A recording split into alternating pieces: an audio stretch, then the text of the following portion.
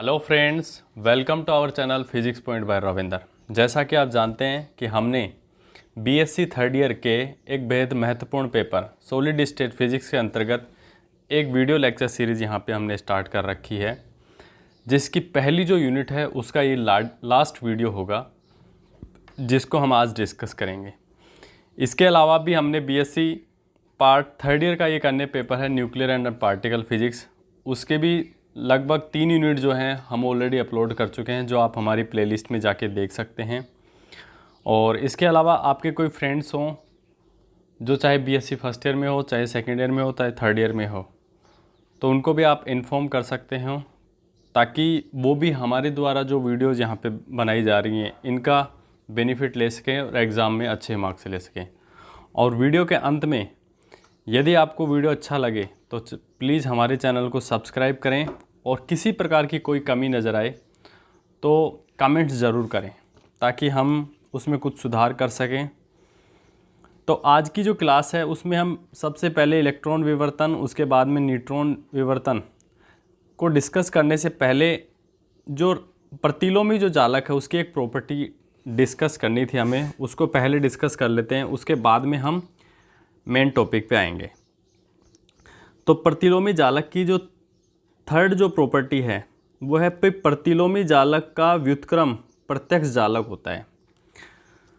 इसको अंग्रेजी में कहें कि reciprocal of the reciprocal lattice, मतलब प्रतिलोमी जालक का प्रतिलोमी इज़ द डायरेक्ट लैटिस। तो इसको अंग्रेजी में ऐसे भी कह सकते हैं। तो एग्ज़ाम में कुछ ऐसे कहेगा आपको कि सिद्ध कीजिए कि प्रतिलोमी जालक का व्युत्क्रम जो होता है वो प्रत्यक्ष जालक होता है या डायरेक्ट लैटिस होता है। ये आपको ऐसे सिद्ध करवा सकता है। तो मैथमेटिकली कहें तो आपको सिद्ध क्या करना है, यदि यहाँ पे देखते हैं हम कि प्रतिलोमी जो जालक है ए स्टार प्रतिलोमी जालक हो गया, इसका भी स्टार मतलब प्रतिलोमी जालक का भी व्युत्क्रम वो क्या होगा, डायरेक्ट लैटिस है। ये हमें सिद्ध करना है। तो सबसे पहले आपको पता है कि प्रतिलोमी जालक का मूलभूत जो सदिश हमने पढ़े थे, A star vector equals to ये होता है, A star vector equals to B vector cross C vector, A vector dot B vector dot C vector. ये प्रतिलोमी जालक का क्या होता है, मूलभूत सदिशों में हमने आपको पढ़ा था।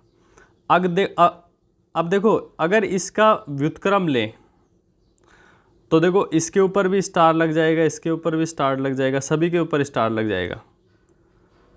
तो देखो इसका अगर व्युत्क्रम हम लेते हैं तो इसका हो जाएगा बी स्टार, इसका हो जाएगा सी स्टार, और नीचे हो जाएगा A star dot B star cross C star vector. तो जब इसका व्युत्क्रम लेते हैं तो हमारे पास कुछ ऐसे बन जाता है जो आपको यहाँ पे दिखाया गया है। नेक्स्ट देखो, ए वेक्टर डॉट ए स्टार की जो वैल्यू होती है ना वो 1 होती है। तो हम क्या कर सकते हैं, तो दोनों साइड से 1 से गुणा करें,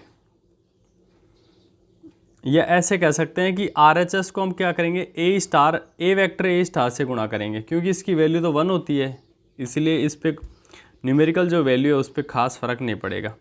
तो इसको हमने ए वेक्टर ए स्टार से गुणा कर दिया, और ऐसे कैसे ये टर्म बच रही है, B star vector C star vector बटे A star vector dot B star vector cross C vector.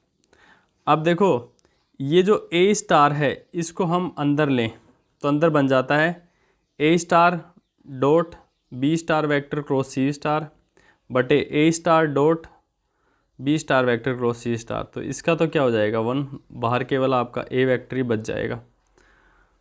तो ए स्टार वेक्टर का भी स्टार मतलब प्रतिलोमी जालक का भी व्युत्क्रम क्या हो जाएगा, प्रत्यक्ष जालक हो जाएगा। यही हमें सिद्ध करना था, तो हम कहेंगे हैंस प्रूव्ड।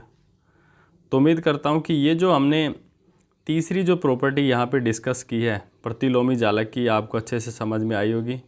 सबसे पहले हमने क्या किया, प्रतिलोमी जालक का मूलभूत सदिश हमने ले लिया, उसके बाद में हमने क्या किया, इसका हमने व्युत्क्रम लिया, फिर इसको ए स्टार वेक्टर ए स्टार से गुणा किया, फिर देखो हमने केवल टर्म को एडजस्ट किया और आपको ये फाइनल रिजल्ट आ जाता है। अब जो इम्पोर्टेंट जो टॉपिक हैं इलेक्ट्रॉन विवर्तन,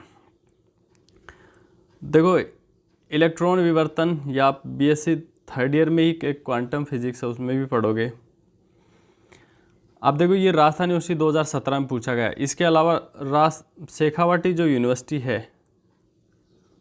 उसमें 2021 में भी पूछा गया है, न्यूट्रॉन विवर्तन पूछा गया है, जिसमें 1.5 नंबर में ये पूछा गया है। छोटे जो क्वेश्चन आते हैं उसमें पूछा गया है, उसी में ये पूछे जाएंगे।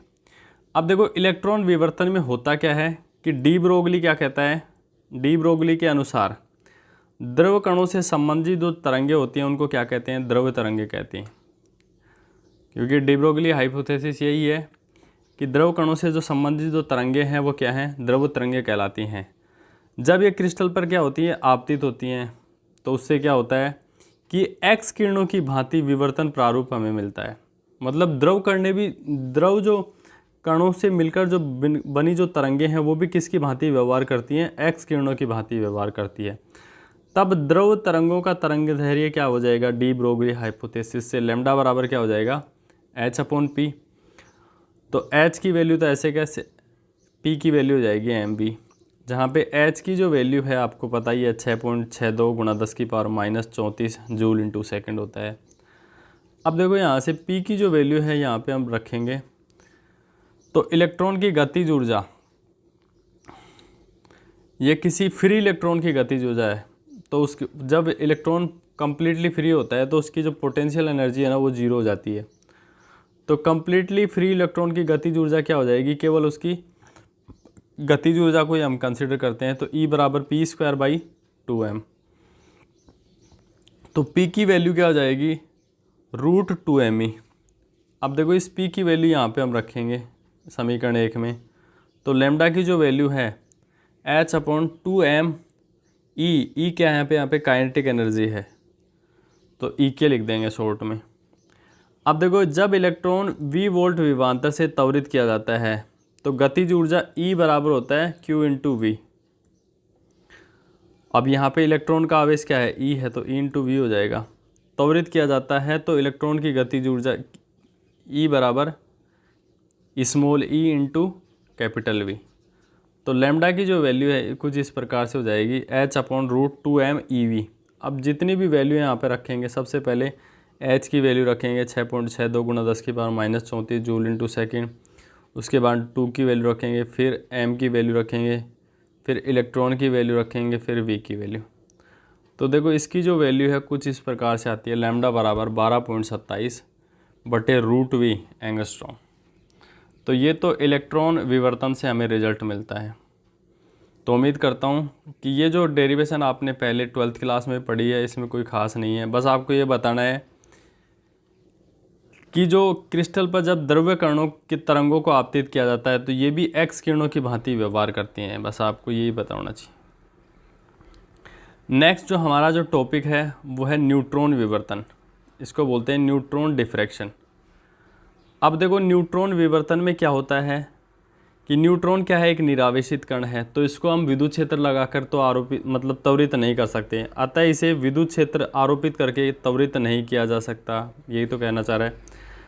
अगर विद्युत क्षेत्र से इसको त्वरित नहीं किया जा सकता है तो आप किससे त्वरित करोगे, तो इसे ताप के द्वारा क्या किया जाता है, त्वरित किया जाता है। तब न्यूट्रॉन की डी ब्रोगली तरंग दैर्घ्य λn बराबर h/p हो जाएगा। अब देखो न्यूट्रॉन की जो गतिज ऊर्जा होती है E = p²/2m, वही हो जाएगा p = √2me। अब तो लैम्डा की जो वैल्यू हो जाएगी √2me। तो लैम्डा की जो वैल्यू है यहाँ पे 6.62 × 10 की पावर, ये तो h की वैल्यू हो गई, 2 की वैल्यू ऐसे कैसे, और m ये इलेक्ट्रॉन का मास न्यूट्रॉन का मास होता है 1.67 × 10 की पावर -27 इंटू E ऐसे कैसे। तो न्यूट्रॉन डिफ्रैक्शन से जो वैल्यू लैम्डा की हमें मिलती है वो 0.286/√T इंटू एंगस्ट्रॉम। मतलब ये जो वैल्यू आएगी ना एंगस्ट्रॉम में आएगी। आप एनर्जी की कुछ भी वैल्यू रखो यहाँ पे तो एंगस्ट्रॉम में आपको ये वैल्यू मिलेगी। तो उम्मीद करता हूँ कि आज की जो क्लास है जिसमें हमने इलेक्ट्रॉन डिफ्रैक्शन, न्यूट्रॉन डिफ्रैक्शन और रेसिप्रोकल जो लैटिस थी उसकी थर्ड प्रॉपर्टी को हमने डिस्कस किया। तो यहीं पे हमारी जो पहली जो यूनिट है सॉलिड स्टेट फिजिक्स की वो कंप्लीट होती है। नेक्स्ट क्लास में हम सेकंड यूनिट को डिस्कस करेंगे। इसमें एक जो टॉपिक हमने लाउवे समीकरण को हमने यहाँ पे छोड़ा है, जो आप अपने हिसाब से कर लोगे। और इसलिए छोड़ा है क्योंकि वो बहुत कम एग्ज़ाम में पूछा जाता है, हालांकि वो शेखावाटी यूनिवर्सिटी 2021 में पूछा गया है। तो हम लेते हैं यहीं पे विदा, और अभी तक आपने हमारे चैनल को सब्सक्राइब नहीं किया है तो प्लीज़ सब्सक्राइब करें ताकि हमें मोटिवेशन मिले। तब तक के लिए नमस्कार, जय हिंद, जय भारत।